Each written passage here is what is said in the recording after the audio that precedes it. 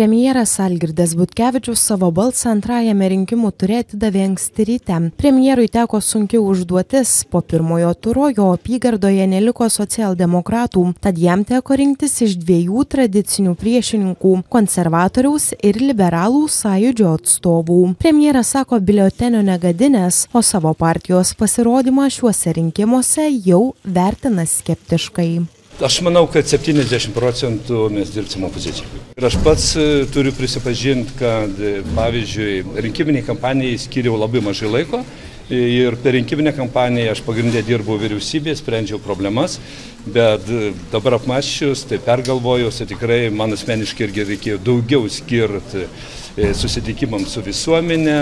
Į antrą rinkimų turą pateko 21 socialdemokratų atstovas. Premjeras užsiminė, kad norėtų iškovoti dar 13 mandatų naujame Seime. Paklaustas, ar neketina palikti partijos pirmininko pareigų, sakė, kad apie savo planus visuomeniai praneš artimiausiu metu. Paklaustas, kas galėtų vadovauti partijai, Butkevičius šiame poste sakė matantis jaunuosius partijos atstovus. Aišku, taip pat yra galimybė ir kai kuriems kitiems, dar patyrusiems mūsų politikams dalyvauti rinkimuose mūsų partijos pirmininko.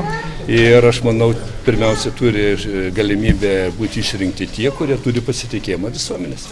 Balsą vienam iš oponentų atidavęs Butkevičius rinkimų rezultatų sako lauksintis gamtoje. Išsiruošė į 10 kilometrų žygį pėsčiomis. Prezidentė Dalia Grybauskaitė, kadenciją baigęs prezidentas Valdas Adamkus ir konservatorių partijos lyderis Gabrielius Landsbergis antrajame ture nebalsavo, nes jų Antakalnio apygardoje vienmandatėje išrinkta Ingrida Šimonytė. Savo balsą antrame rinkimų ture šiandien atidavė ir vienas iš Žaliųjų ir Valstiečių sąjungos lyderių Saulius Skvernelis. Nemenčinės apygardoje rinktis jam taip pat teko iš svetimų Lenkų rinkimų akcijos atstovės ir konservatoriaus. Jo teigimu, žalieji rinkimuose tikisi pergalės. Tokios pačios viltys ir artimiausių konkurentų konservatorių stovykloje. Jų lyderis Gabrielius Landsbergis tikisi, kad derybos dėl koalicijos prasidės jau šiąnakt. Skvernelis siūlo neskubėti ir tvirtina, kad jo partija bus pasiruošusi kalbėtis su visais. Šiandien kol kas pirmiausia turi įvykti tai, kad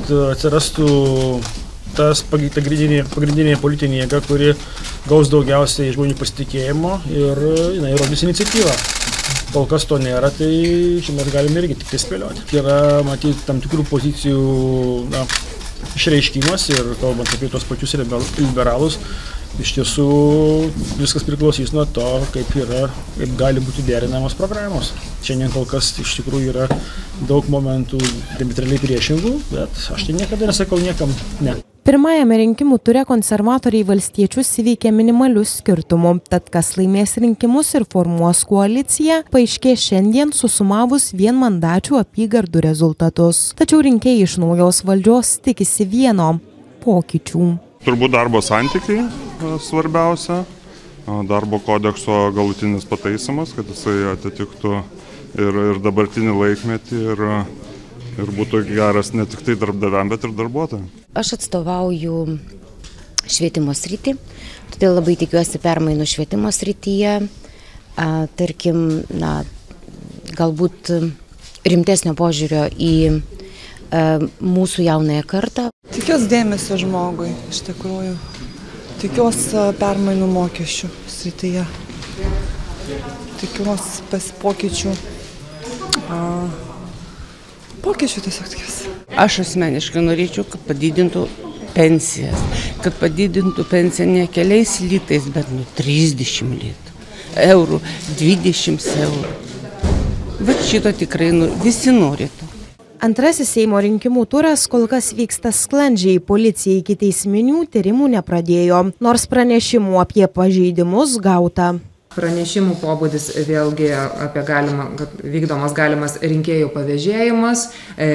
Iš ankstinio balsavimo metu, pavyzdžiui, Tauragėje galimai buvo perkami balsai ir siūloma rinkėjams 5 eurai už balsavimą. Rinkimų apylinkių durys užsivers 20 valandą. Planuojama, kad naujasis Seimas į pirmąjį posėdį susirinks lapkričio 10 dieną. Reporterė Edita Stanevičiūtė, Vilnius.